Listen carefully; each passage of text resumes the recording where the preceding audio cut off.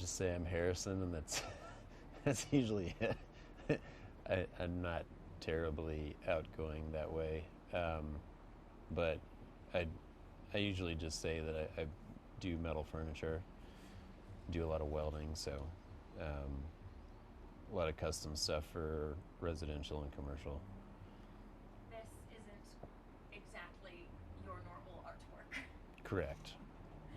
Yeah. You said it's rudimentary, but it's just to get the message across. Um, well, I mean, with the with the pandemic and everything, it's just really hard to, I guess, make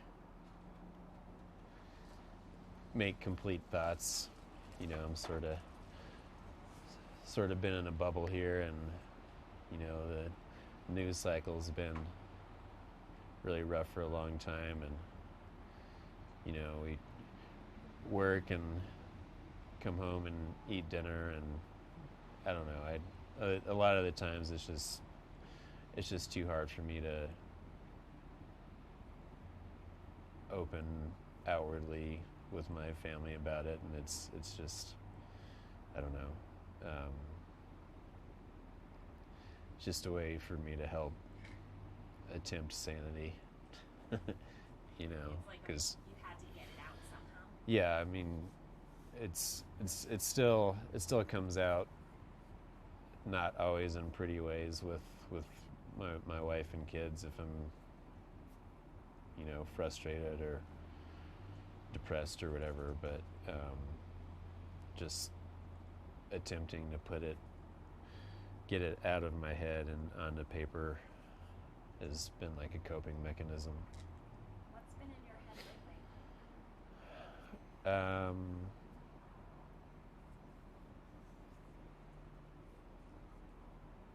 a little bit of hope that you know this summer will be better than last summer. We got our shots, so we want to get on the road and travel, and you know hopefully just have the opportunity to enjoy each other and disconnect from the last year of terror. Describe that Uh, I don't know. I guess it's been hard to try to, I guess, vocalize things, and social media is not really the best place to do a lot of that stuff. So, you know, about this time last year, I was definitely posting a fair amount, but it's it's kind of been more self-defeating, and you know, a lot of people, not all of them, but a lot of people are all coming from one perspective, and then there's a bunch of people on the other perspective of, you know, the both sidesism, and they're really just trolling. So it doesn't help. Um, it hasn't really helped me. So a lot of the times, if I am on social media, just find like cute animal videos, or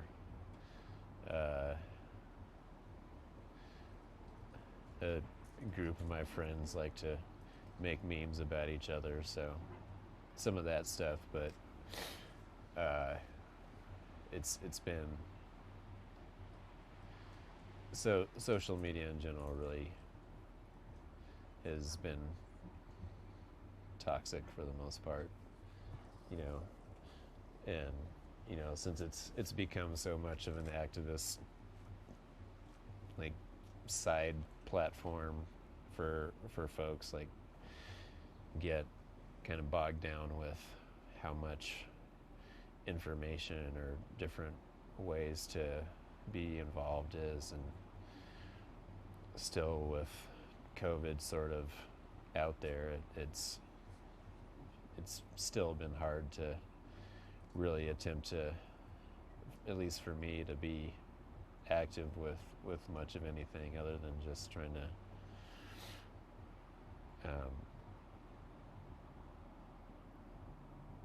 take care of these guys, or occasionally donate money, or you know. Can you remember about this time last year where your head was at? Do you remember when you heard the news about George Floyd? Yeah, I was at my shop, and pretty much ruined the day, but also at the same time we were having a life transition in the family, so I was sort of pulled in a bunch of different directions, and like wanting to be as present as I could for my family. Like I was paying attention to the stuff that was going on, but we were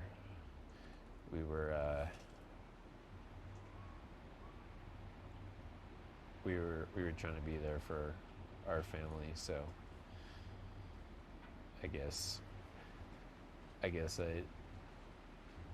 that was probably about the time I kind of just went on autopilot for family stuff, just to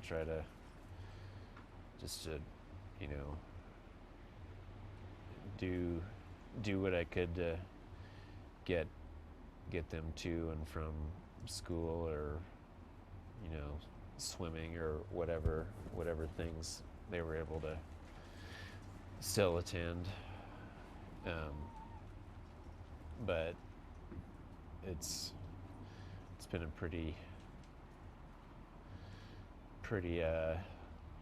introverted year for myself. I think I've what is that? Lapsed.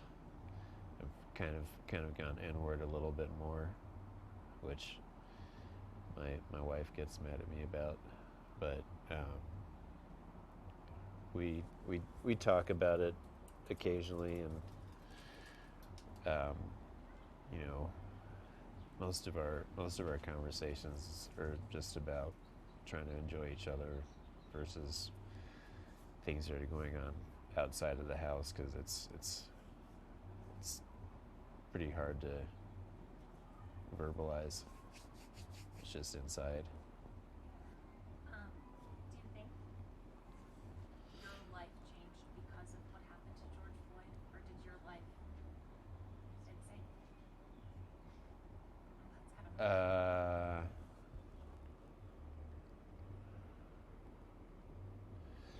I wouldn't say that it changed. It's kind of just reaffirmed what I already knew. I mean, I grew up in the suburbs, but graduating high school and like sort of the other like age milestones were still milestones to me, as far as like surviving, because it doesn't really matter where you're at.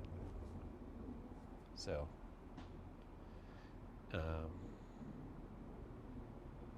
mean, I turned 40 this year, but I'm thankful to still be here. You thought you wouldn't be? It's not really a thought of being here or not. It's just knowing that it doesn't matter where I am. So it's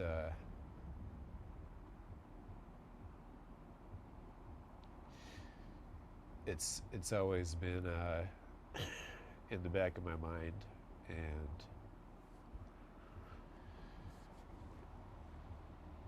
sometimes it uh it it prevents me from living my life, and sometimes it doesn't. I sort of go in between. Uh, Why do you think that there's always a chance you might not? 'Cause there is. I mean, I've been I've been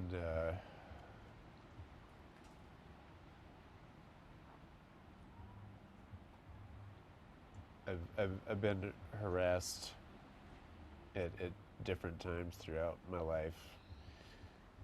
More so when I was in school, or like middle school, high school, but uh, after being in school and driving, I've been pulled over plenty of times for various things, uh, and while I'd say that most of the reasons that I was pulled over were uh, legitimate, it's still, like I said, um, it's always in the back of my mind what can happen on a stop, and um, you know, in when I lived in Littleton, pretty much every time I was pulled over, uh, there'd always be 2 squad cars. Um, one officer comes on the driver's side, and one always comes up on the passenger side, gun drawn, and that's always scary.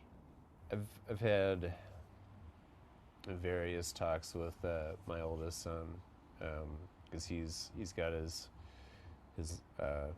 permit now, so he gets his hours and things driving with his mom, and I think sometimes he drives with my folks because they live down there.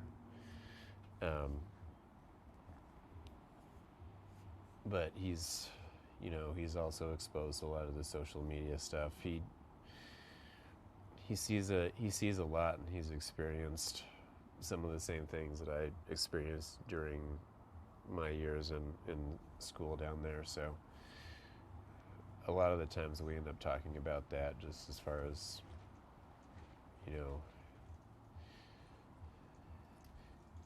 people using language that is it comes from a hurtful place, but it's a lot of the times, at least now,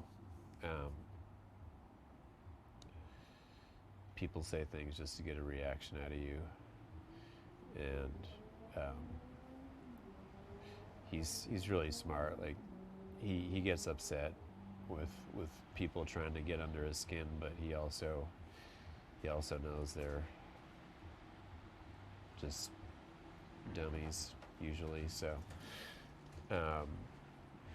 but as far as police and things, like, he's been pulled over with me when I was driving at least once, and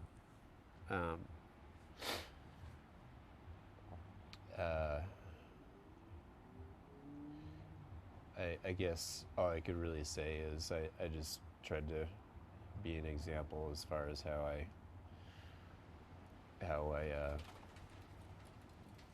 presented myself to the officer when we were pulled over. But we talk pretty frequently just about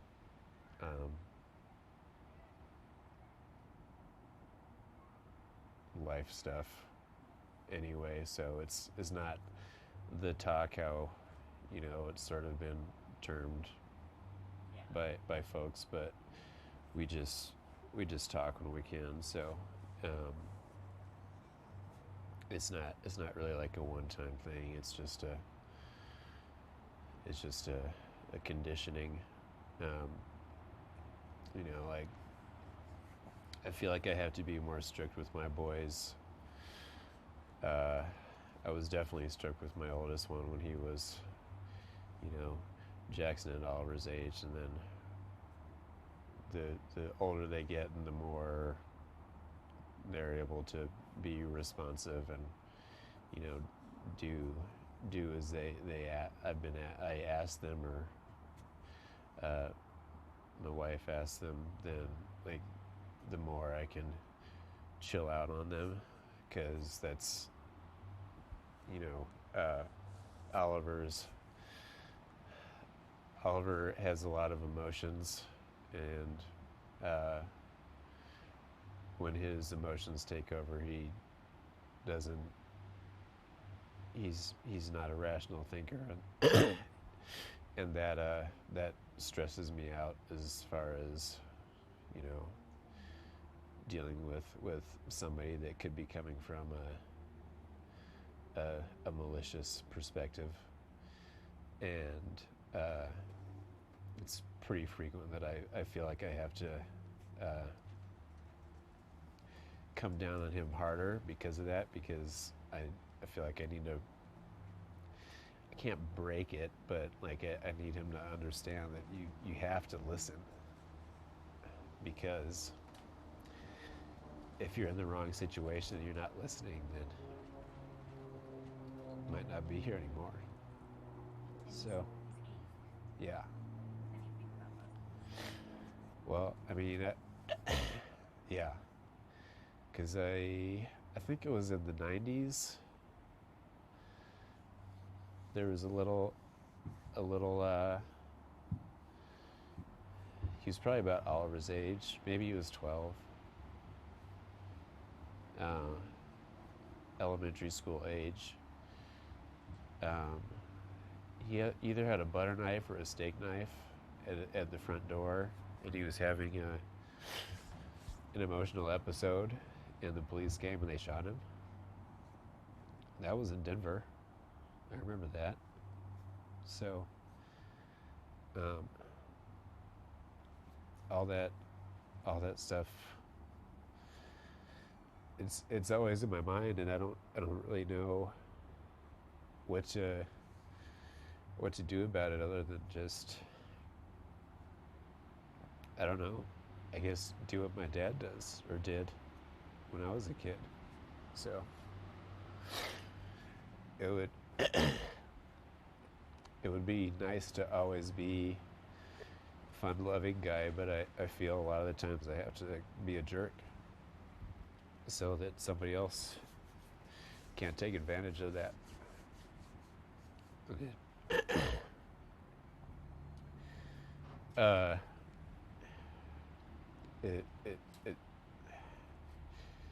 It's hard, because at the same time I feel like I'm taking their light